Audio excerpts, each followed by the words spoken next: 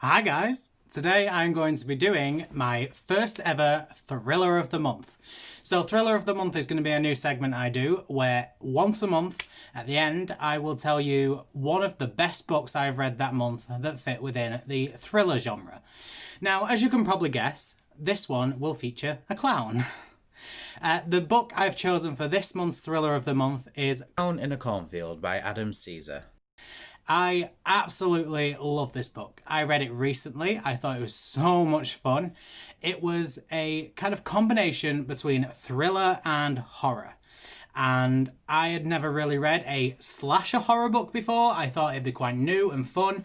And I was lucky enough to be sent this by HarperCollins in order to read it and give an honest review. And here I am. So Clown in a Cornfield is a YA thriller horror novel about a young girl called Quinn who moves to a new town called Kettle Springs with her father because they need a fresh start. Once they arrive, it is very clear from the off that the town is divided.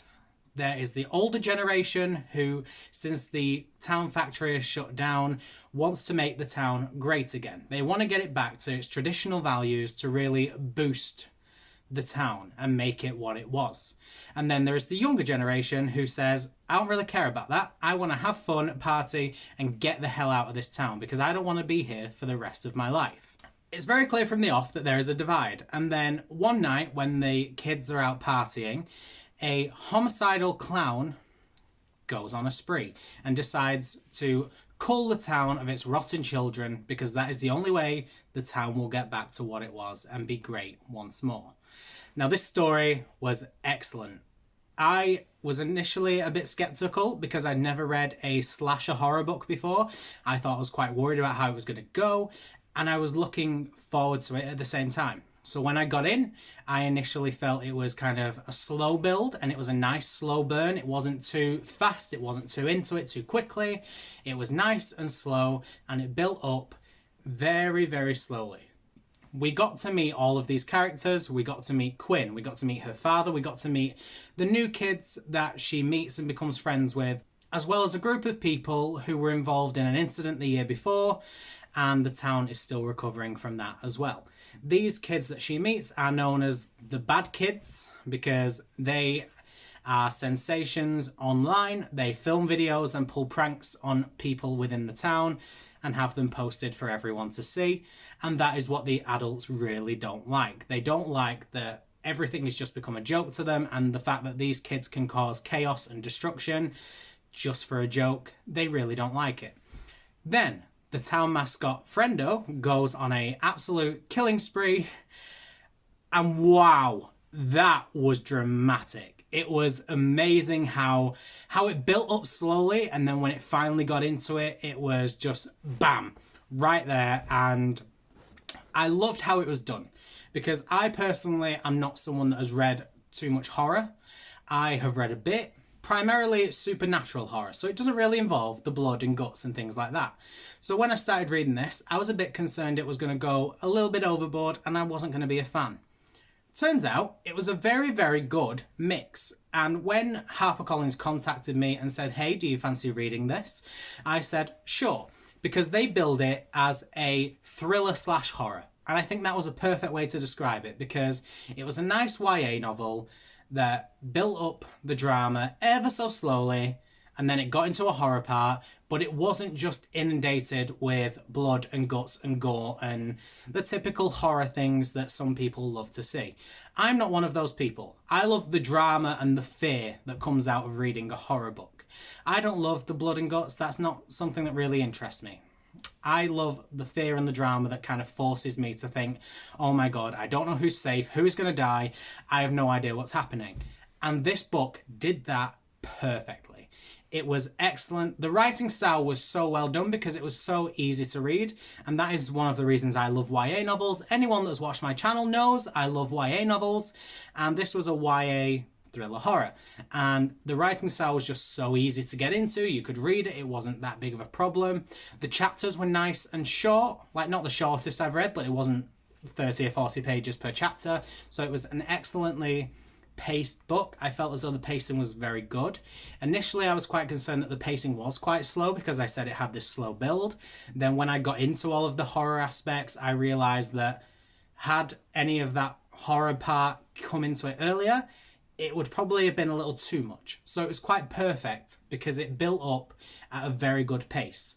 And then all of the horror happened, and then at the end we kind of got the wind down of the revelations, the motivations, kind of the typical end to a horror. And that's what I really enjoyed. I thought it was a lot of fun. I got to witness this. I got to sit there and think, okay, I'm less scared now. I love finding out why these people are doing these things. Like, that's how I always feel when it comes to horror. I love finding out why the killer did it. And this is one of the things I absolutely loved about this. I loved finding out the motivations. I loved finding out who did it. And for me, it wasn't the biggest shock when we found out, but it wasn't about the shock for me. When I was reading it, I wasn't surprised to find out who the killer was.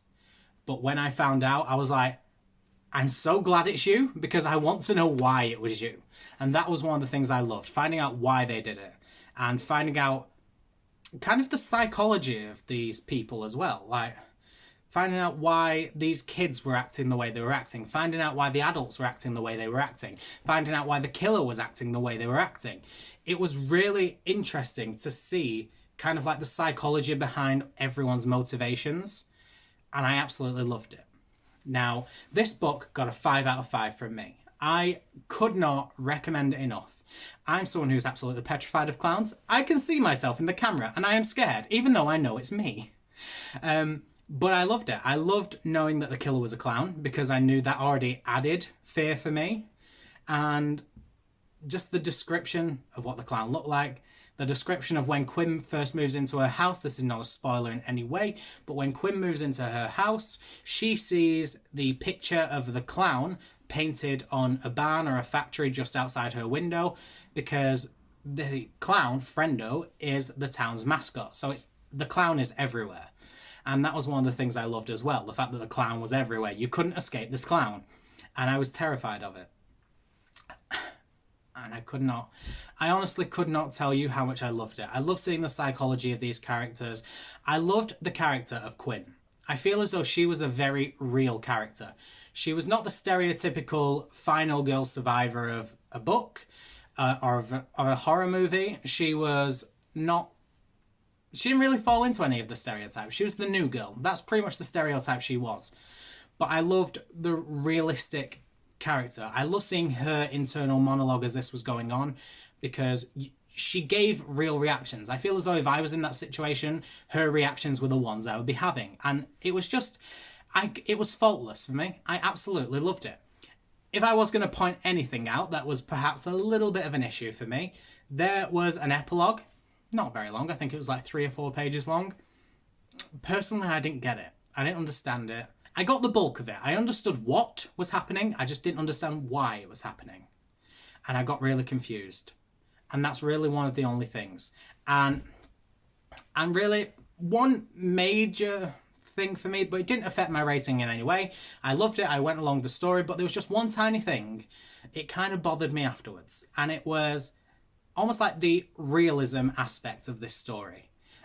This is not a spoiler in any way. I'm really going to be vague because what I want to discuss is spoiler territory and I can't really justify doing that. So I'm going to be very vague about what I want to say. I understood the killer's motivation.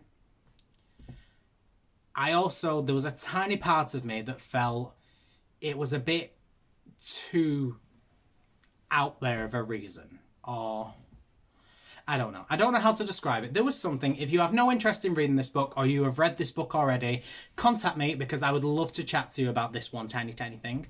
But really, I couldn't fault it. I thought everything was excellent. It was a 5-star read. Honestly, I want to read it again. I want a physical copy. It was excellent, and I want to read more slashers. This was a very big indicator for me because I'm someone who has not read a lot of slasher horror books. I didn't really know they existed. And then I found this book. And I want to read more. I've enjoyed it so much, it has made me want to seek out other books because I want to read more of it. And that was great.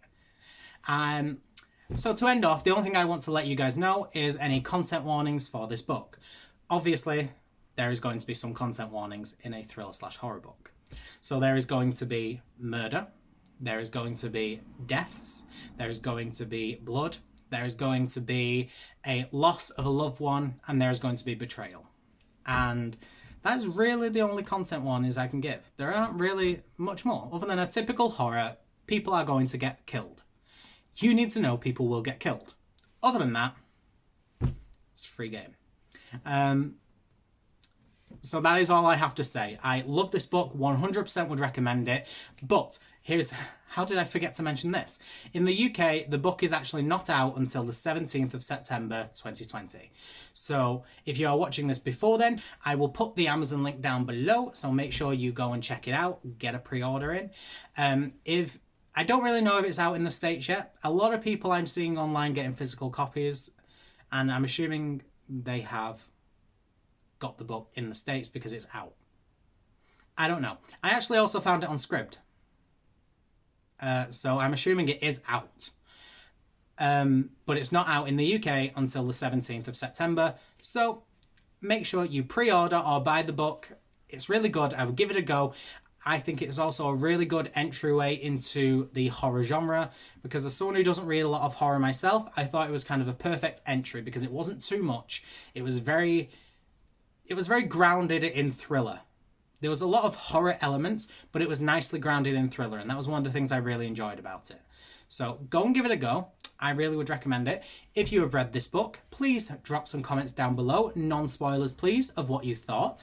If this is a book that you fancy, let me know down below, because I would love to know who actually really wants to read this book. I think it would be a lot of fun.